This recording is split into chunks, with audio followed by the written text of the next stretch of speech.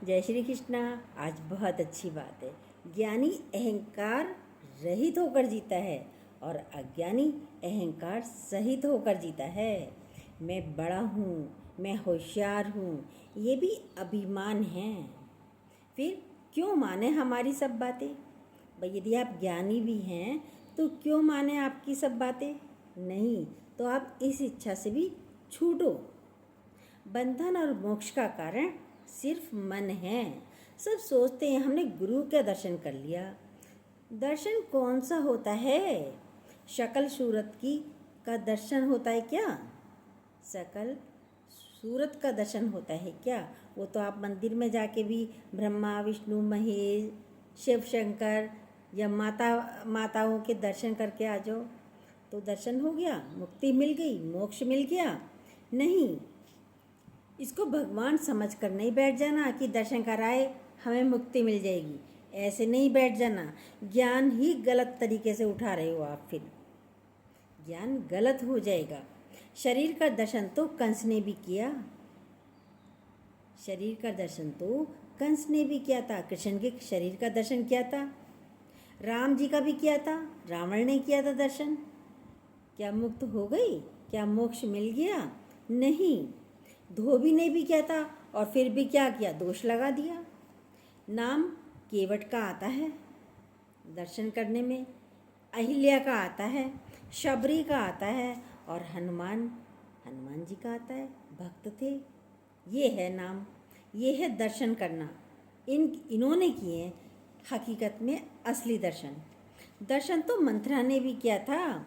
मंथरा के अंदर कुबुद्धि कैसे चली गई फिर? यदि दर्शन करने से ही सब कुछ हो जाता है कि भगवान के दर्शन कर लिए, अब हमें किसी और की चीज़ की आवश्यकता ही नहीं। ऐसे तो दुर्योधन रोज कर रहा था कृष्ण भगवान के दर्शन, फिर भी दुर्बुद्धि रहा नहीं रहा। अंदर कुबुद्धि मंथरा की कैसे चली गई? अगर दर्शन करने मात्र से ही मोक्ष का संबंध होता तो जितने उस समय के लोग थे सब मुक्त हो जाते, पर सब मुक्त नहीं हुए। आनंदित हो जाते, पर सब आनंदित नहीं हुए। गुरु नानक के समय में भी बहुत सारे लोगों ने गुरु नानक देव का दर्शन किया। बाप ने पैदा भी किया और वो बाप उसको मारता भी था, थप्पड़ मारता था गुरु नानक जी के, क्योंकि वे भक्ति में लीन हो जाते थे। कोई संसारिक कार्य नहीं होता था उनसे संसार का कार्य नहीं होता था, बस भक्ति में लीन रहते थे गुरु नानक जी। वो तो अपने ही कार्य के लिए जन्म लिया था उन्होंने कोई संसारिक कार्य के लिए जन्म नहीं लिया था। लेकिन पिता है, वो तो यही सोचता है बिजनेस करे मेरा बच्चा, कोई काम धंधा करने तो जाए, बिजनेस तो करे। इसलिए उनके पिता नाराज होते थे, गुस्सा होते थे। काम नहीं करता है कोई, ये कहते थे गुरु नानक जी के पिता। और जहाँ गुरु नानक जी तेरा तेरा बोले वहीं दुकान लौटा दिया करते थे। तेरा तेरा, जहाँ 1 2 3 4 5 6 7 8 9 10 11 12 के बाद जैसे 13 आता, तेरा तेरा करके सारा सामान लेके लुटा दिया करते थे पूरी दुकान। अब पिता तो नाराज होगा, क्योंकि तेरा सब भगवान तेरा है, सब भगवान तेरा है, तेरा तेरा करके वो सारा सामान दे दिया करते थे। रुपया दिया भी तो उन्होंने क्या करा पिता ने उन्होंने तो दुकान लुटा दी। बिजनेस के लिए उनके पिता ने उनको रुपया दिया, भी कुछ तो काम कर।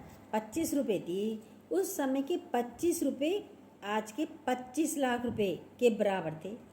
हो सकता है इससे भी ज़्यादा हो, लेकिन क्या करा भाई, ज़्यादा से ज़्यादा इतना ही हो सकता है, 25 लाख से भी ज़्यादा। अब रुपया लेके चल दिए। रास्ते में संत साधु मिले, देखा तो वो तो भूखे थे संत साधु, उन्हें भोजन नहीं मिला था, तो गए उस रुपये से सारा भोजन बनवाया और सब संगत को खिला दिया। सारा रुपया उसमें ख़त्म हो गया और वापस आ गए अपने घर। पिता ने तो फिर इतना डांटा, इतना फटकारा और साथ में मारा भी। पर उनका एक दोस्त था गुरु नानक देव का, वो कहता था इसे मारो मत, ये भगवान है। वो पहचानता था गुरु नानक जी को। इसे नहीं मारो, ये भगवान है। ये तो आपके घर में अवतार लेकर आया है, कोई अवतार है ये। सॉरी।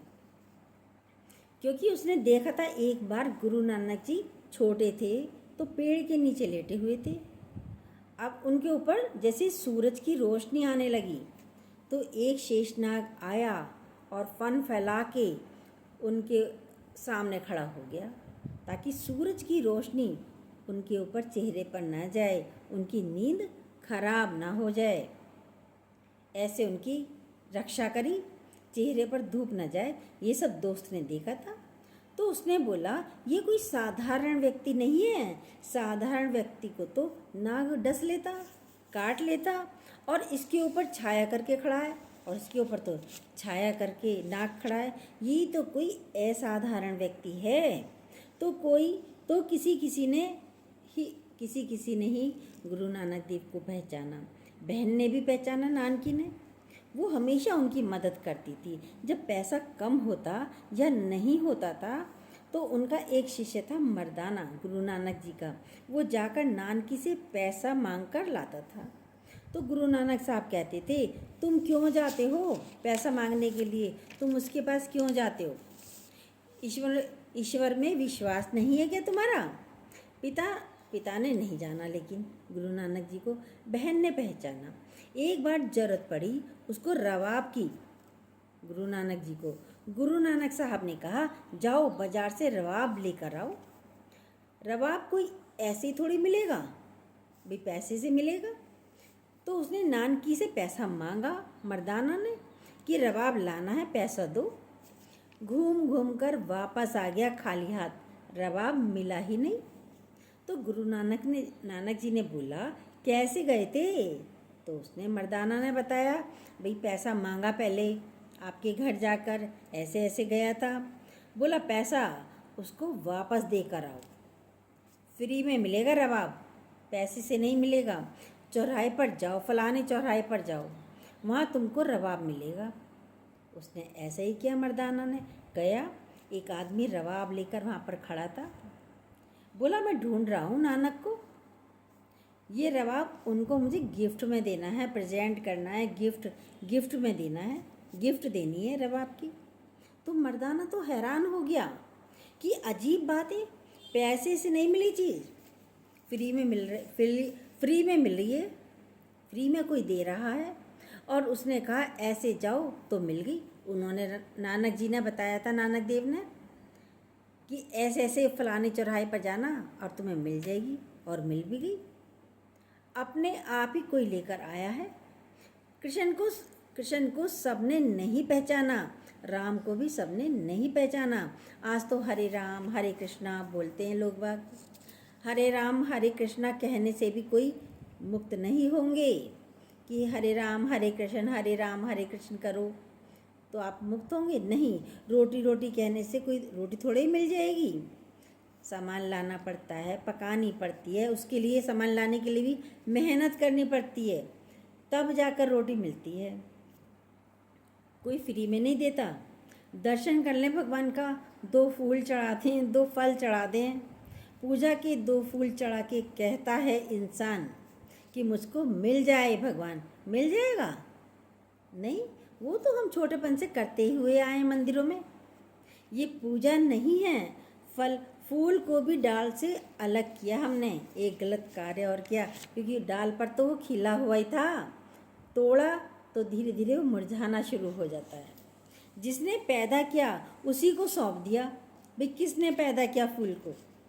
भगवान ने, और उसी को दे दिया है हमने, और उसी की चीज़ उसको समर्पित करके बड़े अहंकार करते हैं। फूल चढ़ा के आई, फल चढ़ा के आई, पैसा चढ़ा के आई, दिया किसने? सोचो तो सही। उसने, परमात्मा ने, भगवान ने। और उसी की चीज़ उसको अर्पण कर कर अहंकार करते हैं हम। इस शरीर से भी कार्य कर कर अहंकार करते हैं हम। मैंने किया। सोचिए, कहते हैं लड़ाई झगड़ा आज के समय घर में क्यों है? सब यही कहते हैं, मैंने किया, तूने नहीं किया। मेरा इतना तेरा इतना, मेरा तेरा मैंने किया।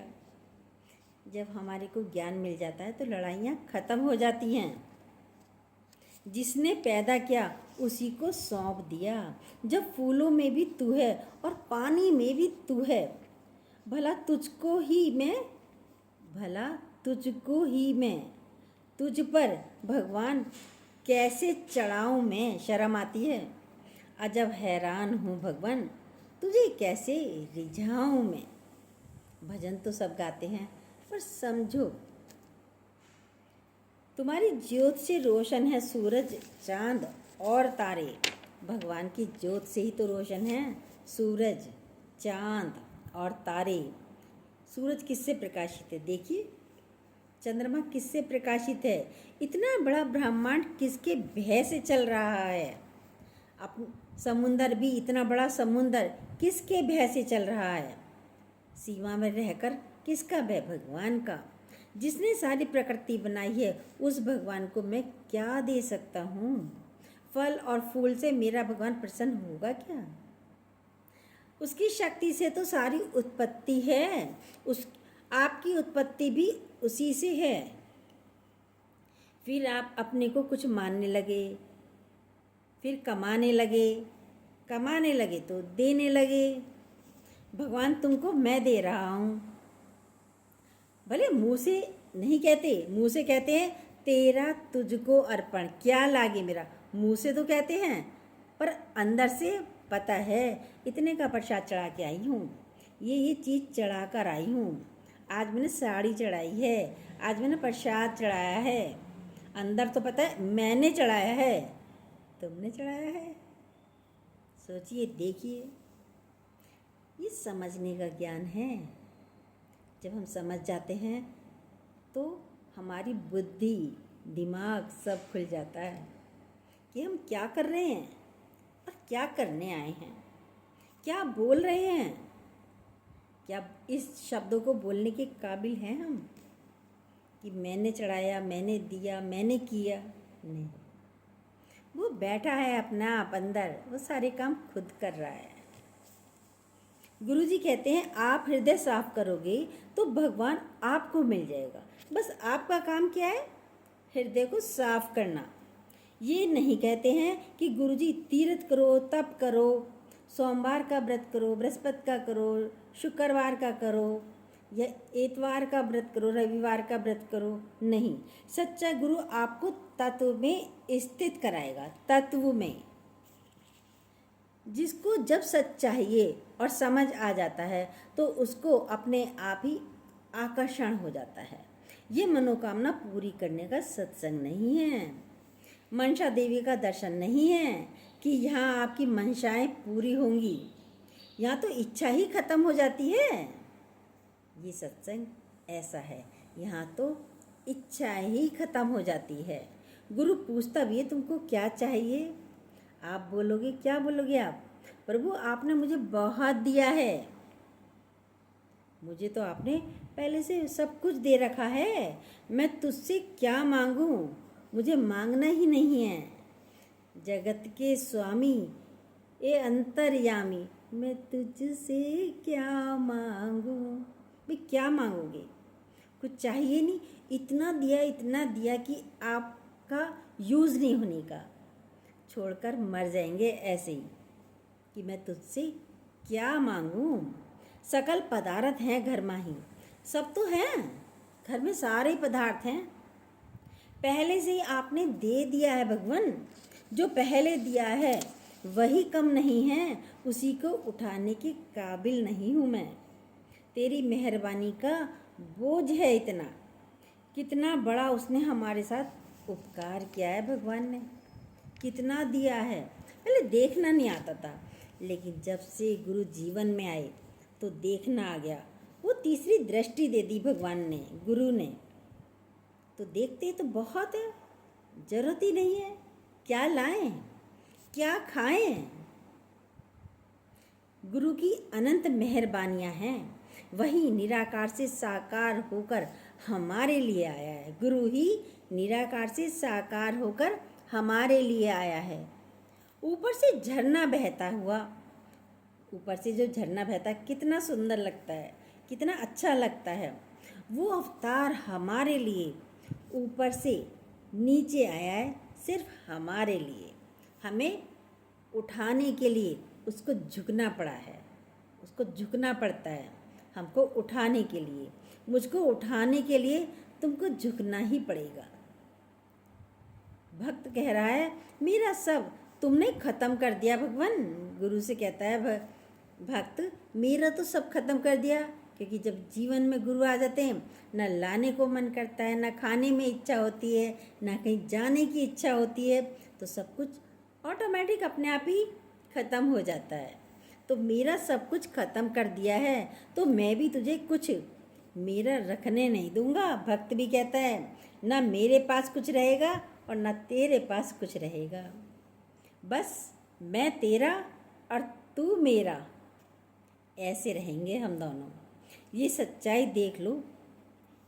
केवल तेल धारा की तरह मेरे में मन है तेरा। कृष्ण भगवान कहते हैं अर्जुन से,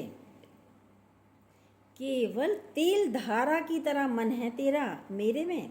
कैसे मतलब, यदि हम किसी बोतल में तेल कर रहे हैं किसी बोतल के द्वारा, अब हमारी निगाह इधर उधर हो जाए तो तेल तो ज़मीन पर आ जाएगा, आएगा नहीं आएगा, बिखर जाएगा। तो हमें बिल्कुल ध्यान से, अभी बच्चों से भी कहा जाता है अभी मत बोलो, थोड़ा मैं तेल पलट लूँ, यही कहते हैं ना जब हम तेल करते हैं।